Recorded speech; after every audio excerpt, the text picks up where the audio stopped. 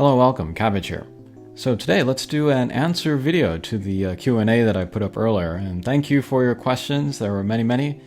There are enough that I can make one video for game questions and one for personal. I'll do game for now because personal needs some prep. I need to show you my collection of alcohol, my collection of hats, my favorite books, stuff like that.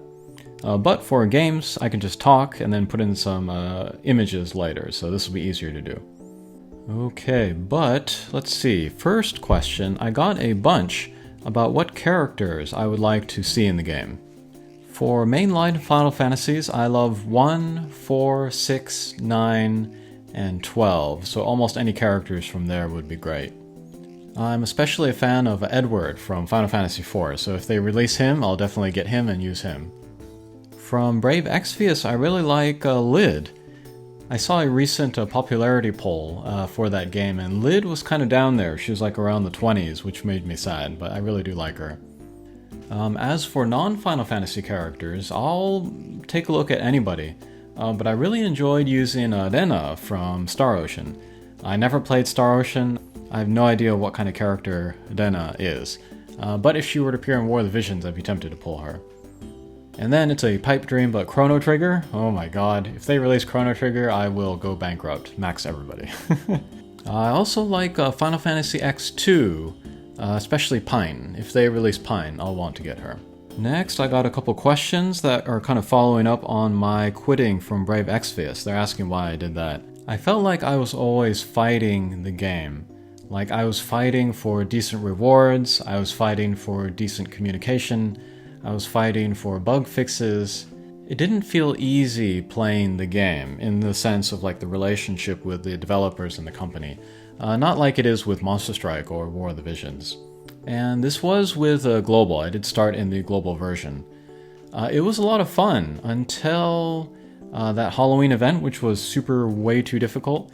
And then from there, from Christmas event on, it was like bugs and then poor design and poor decisions and just like bad luck after bad luck after bad luck. Failure after failure after failure. And at a certain point it was like, it's like when you have a friend that just always screws up and just kind of drags you down. At a certain point you just have to cut them off. And that's what I felt like I was doing when I was quitting Brave Exvius. Okay, next I got a couple questions talking about kind of the current state of gaming, maybe in particular to RPGs. Captain Justin here asks, what do you think about gaming and RPGs now compared to the old days? I feel like the graphics are so good now that all games can become 3D and like running around a field, even like mobile systems or on our phones. So that's what a lot of the games have gone towards. I miss 2D and then I miss 2.5D, which I guess is like War of the Visions. And then Alex Garcia asks, do you think one day we will get another Final Fantasy Tactics console game? Or Ogre Battle or Tactics Ogre? I don't think so. If they haven't made one by now, I don't think they're going to make it from here. I don't know if there's a market anymore for a top tier company to make it for a console game. And so that's why we're seeing it on mobile instead. Which I'm happy about. I'll take it in any form. One thing, sort of kind of touch back on Captain Justin's question, is that the current nature of mobile games, where it is constantly updated and is full of microtransactions, I like it and I don't. I don't like it, of course, because it is predatory on people that can't control themselves. But I like it because it is constantly updated, and that was something that you couldn't expect for old console games. And so it's really kind of take the good with the bad. But yeah, like Monster Strike, for it being constantly updated, I probably spent more time in that game than all of the Final Fantasies put together over the course of my entire life. That's a lot of time. But yeah, if you can get into the right mindset where the company is not hurting you or it's not taking advantage of you, and you can play at a level that you can afford, or you can be zen with being free to play, then I think it's an excellent experience. Okay, next, Bangs asks, if you could pick any game to have a sequel made today, what would it be? And then that's kind of related to Luke Viano, I hope I'm saying the name right. What is your RPG history and which games did you play or enjoy the most? I'll just tell you my 10 favorite games of all time, and then the sequels that I want would be sequels to those games. But Quest for Camelot, that old Sierra game, Doom 2, although I hear the latest Doom is pretty good. Silent Hill 3. They did make a Silent Hill 4, but it wasn't really that similar to the previous Silent Hills. I love survival horror games, so that would be great. Street Fighter 2 Arcade, but that has had plenty of sequels that are very good, so we're covered there. Dark Souls 3, I don't know if we're going to see another Dark Souls. Shadow of Colossus, or the other game with the big dog, I don't remember. Those are both amazing games. If that studio could just put out games like every, 5-10 years, I'd be happy.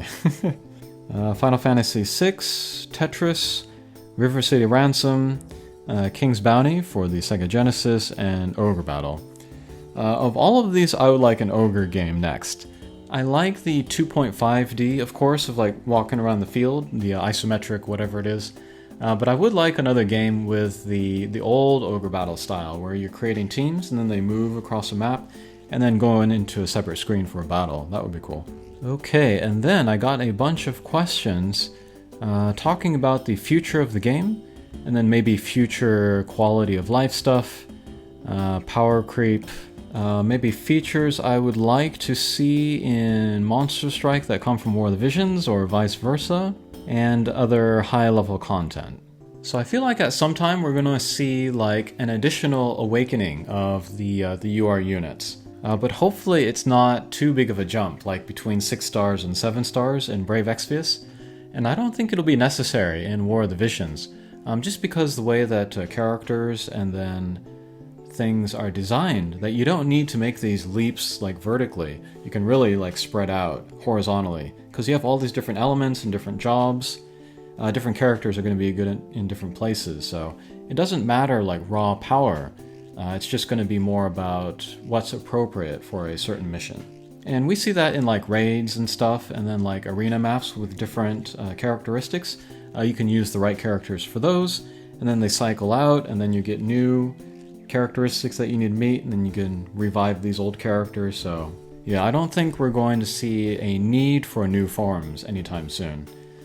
First, we need to get through every combination of element and then main job. Once we get one of each of all of those, then we can start thinking about new forms. But once we get new forms, I hope they don't do level 120 where the stats are just out of this world. Maybe on the ability board, maybe have 1 or 2 or 3 nodes sticking out, which will give you more stats. 10% evade, or a new attack, or some kind of support ability or something. That would be cool. And it wouldn't be too game-changing either, so I think that would be alright. I would love to see a way for ninjas to dual wield, have 2 weapons. I know that animation is that way in game, but to actually be able to go into the menu and then equip 2 weapons, and then get twice the attack bonus from there. Maybe an ability to equip more than 1 Trust Master, that might be another benefit of a higher form. Maybe more slots, so you could equip maybe 3 support abilities, 2 reaction abilities. That would be pretty powerful. And then as for things that you could take from Monster Strike to put in War of the Visions, maybe more emphasis put on the stages, Right now we have a lot of elevation stuff, but maybe put gimmicks in there, like pits with spikes in them or something. And Gilgamesh, he has float. He would be the only one that could be able to go over that. Or you could have, they have damage panels in some of the recent JP story quests. That might be something. And maybe release characters with immunity to those damage panels. Or maybe Gilgamesh again with float. And actually there was a thread recently on Reddit where somebody was complaining about the kind of challenge that was present in the high difficulty stuff. And I was trying to explain to them that the game is too young to get really technical and complicated with levels or strategy or whatever. Which is why in a lot of high difficulty content we're just seeing either overwhelming numbers from the enemies or status effects like poison or charm or paralysis or whatever. And those are kind of very broad challenges. We're not on like very specific challenges or very technical challenges. But in the future, we will probably see more quests where you want a team of all lightning units, for example. Nobody's there yet at the moment, so that's why that's not coming yet to War of the Visions. And then I would like to see like bosses that are kind of similar to Brave Exvius, where it might be even just like the one boss and there's no little guys. And like this boss is so hard that you need to like spend like an hour to beat it. And then some of my best and worst memories of Brave Exvius was like taking a full week to beat a boss.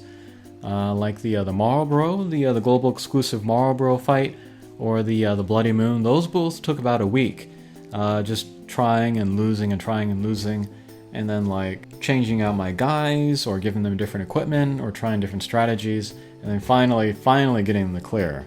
If they could make fights like that in War of the Visions, that would be very cool. And I feel like there's an easy way to implement that. You could do that with like higher difficulty fights of the Espers that are always available in the Farplane part of the game. But yeah, one person was worried about power creep. I don't think it's going to be as bad here, nearly, as in Brave Exvius, so the pacing should be pretty relaxed. And that's the great thing. Well, it's great, but it's also necessary, because it takes so long, and it takes so much commitment to level up one guy. You don't want to like pull a unit maybe like 6 months after it's released and just automatically give up, like, oh, this character's obsolete, I don't want to use it. All characters are good still now, and I think they're really trying to aim it to make all characters good for as long as possible. It's going to be a long time, I think, before a new character completely obsoletes another existing character. Okay, moving on. Kill, burn, be evil, you alright, man? Asks question 1, thoughts on other races? I would love if you could have non-human units in War of the Visions. The thing is that human units, they sell the best in these mobile games, and that's what drives sales and purchases in the game, is new units, new human units. But it would be cool if they were like, handout units, or maybe MRs or something. But yeah, I would definitely like some non-human races. Let's see. Question 2, thoughts on Alchemist, Summoner, Blue Mage. I hope they come. I don't know how they would make it work, because they all might be overpowered. Blue Mage, they did an interesting thing in Brave Exvius, where the way that Blue Mages work, you don't need to fight a whole bunch of different bosses or game modes in order to unlock all the skills. You just unlock it kind of like through points, playing the same raid over and over. And that's nice. That's a doable way to make the Blue Mage work. And Alchemist, I remember being very strong in Final Fantasy X2, so I would like to see that in War of the Visions. And then question 3, thoughts on UR Mont? Yeah, he's almost certainly going to come. And I don't think it would take that much to make him very much better. I would keep him with the Lord main job, but upgrade it somehow, make it like a, I don't know, Super Lord or something. Keep the Paladin subjob, and then replace Warrior with something maybe more damaging. You could do Soldier, you could do maybe Knight, I don't know. But I don't think it would take a lot to make Mont a really, really strong character. Okay, Robert asks, who is your favorite Final Fantasy villain? It's probably going to be Kefka from Final Fantasy VI. But I also love the Fiends from Final Fantasy 1 and 4. If they release those characters as playable in the game, oh my god, I would die. Okay, Von Mon X, long-time watcher, thank you very much, asks about Monster Strike. What type of dungeons do you consider the most fun to replay? The old quests where you have 5 elements and multiple gimmicks per quest. So light Murasame, dark Muramasa, quests like those. I like floor 30, 35, and 40 from the tower, those kinds of quests. They haven't done quests like those in a very, very long time, so I do like to go back and play those once in a while. Okay, Manuel Garza asks, which collaboration do you think is next? I think it's 12. I want to say because the Ivalice connection is there. It's also a personal hope since I love Final Fantasy XII so much. But 7 also might be very soon. I was thinking that the timing of 7 needed to be when they released the remake on the PlayStation. But after thinking about it more, they can really release the collaboration with 7 at any time, and it'll be popular no matter what. It just does not lose popularity. And then also Cloud, he appears in Final Fantasy Tactics, so that's another connection there. Okay, Matt Lim, another long-time viewer, asks, Monster Strike is still going strong in Japan. What do you think makes them such a successful game? I say this about any mobile game that wants to succeed, but it's good, clear, frequent communication, lots and lots of rewards, make the user feel special, quick bug fixes, frequent updates so that people always have something to do. And that might be it, those 4 things. And I feel like War of the Visions has all of those things. And when I quit Brave Exvius, it had none of those things. But Monster Strike has been able to kind of operate at this very, very high level for a long, long time. But yeah, just giving back. They give back so much. They like make entire anime and just put it all on YouTube for everybody to watch for free. They have sweepstakes, give you trips around the world or cars or whatever. They get lots of TV and music stars to appear in their game or on their shows. My feeling is that the people that are like at the very core of the game, they had no idea that it would be this popular, and they're just like genuinely good people that love the game and just want to give back. And so that's why I kind of feel like Monster Strike is so successful. It's also because the internet community is really, really strong. I said earlier, but there's lots of YouTubers making content, lots of people online, putting rooms together, so yeah, very good community there. And then a second question here. I feel like War of the Visions is a game that has a lot of things that make it so attractive. What motivates you most to play? For me, it's the customization. It's the originality that I can bring to the game. So I can use like unpopular characters that I like, or I can make like kind of funky team compositions and still get good results out of that. And so it kind of becomes more like a game of your mind and your ingenuity rather than having the best units or having maxed vision cards or +5 equipment. That's what I really like about this game. I also like the balance of the game. It's very balanced right now, so I like that. I hope they can maintain that more than anything. Okay, David Tang asks, what non-UR War of the Visions unit would you like to see receive a UR version?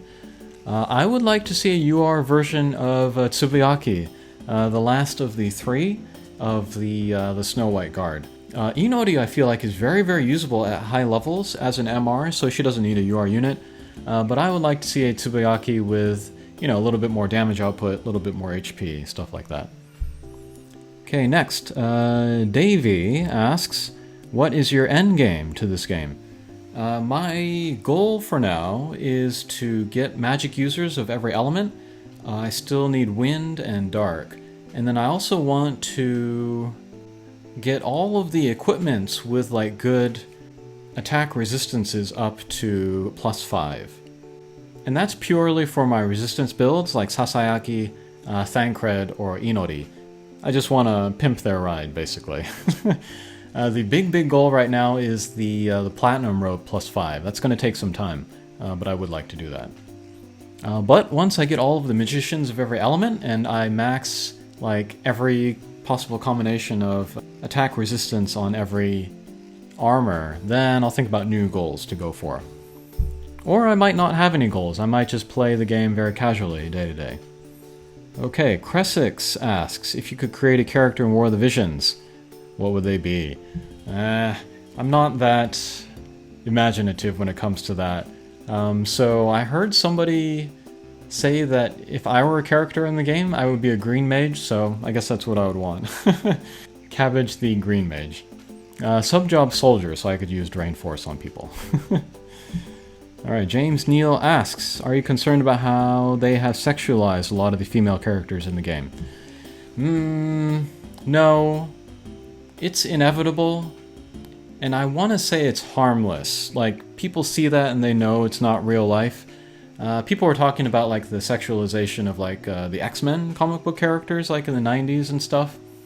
But as long as you have like a mature point of view towards other people, towards women, towards your significant other, and you could, engage like as humans with feelings and working out problems and stuff, then I don't think it's a problem to sexualize the characters. Underage characters, I think that's a problem. But otherwise, no, I'm okay with it. Okay, Deva Devanza Bagas Anugera Dewantara asks, say you're about to change your hairstyle at a barbershop. What's your favorite haircut in Final Fantasy series and why? For women, it is Pine from Final Fantasy X2. I like how it's like very sleek on the sides and then kind of comes over like this on top. That's super cool. If I were a girl, that would be my hairstyle. For men, I like Strago from Final Fantasy VI. And maybe you can kind of see some similarities between Pine and Strago. But again, it's like very sleek on sides, more volume on top. And I'm seriously considering when I become an old man to have his hairstyle. Just like a mohawk, like a wavy mohawk, and then like a mustache. Like right now, in order to like look presentable in public, and then like for my job and stuff, I want to be kind of clean cut and like not standing out too much. But once I'm an old man, I'm not going to care anymore, so I definitely want to go for that. Okay, next, Sin606 asks, what is your favorite genre of music? All of them. I'll talk about that in the personal video. And what are some of your favorite songs in the Final Fantasy series? Well, I'll just look at all of my soundtracks that I have. I love the Coin Song. That's from Final Fantasy VI, Edgar and Sabin.